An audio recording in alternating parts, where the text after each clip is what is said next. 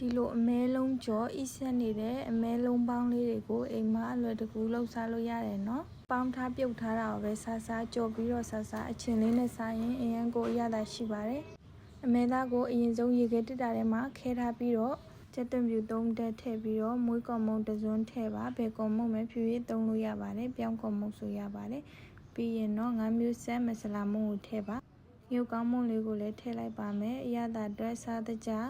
ချိုမုံတွေကိုထည့်ပြီးတော့ဘလန်ဒါနဲ့ကြိတ်ပေးလိုက်ပါမယ်ဒီလိုနေထားရလာပြီဆိုရင်ရေခဲထည့်ပြီးတော့နောက်တစ်ခေါက်ပြန်ကြိတ်ပေးပါရေခဲထည့်ပြီးကြိတ်တာကအသားလုံးအတွက်ချောမွေ့သွားစေပါတယ်ဒါကြောင့်မို့ရေခဲလေးကိုထည့်ပြီးတော့ကြိတ်ပေးပါပြီးရင်မီအေးမှာအသားလုံးလေးတွေကိုထည့်ပြီးတော့ပြုတ်ပေးပါရှင်ထွက်လာတဲ့အမြုပ်ကလေးတွေကိုဖယ်ပေးပြီးတော့ကြက်ပြီးဆိုရင်ရေခဲရေထဲမှာအမဲလုံးလေးတွေကိုစိမ်ပေးပါ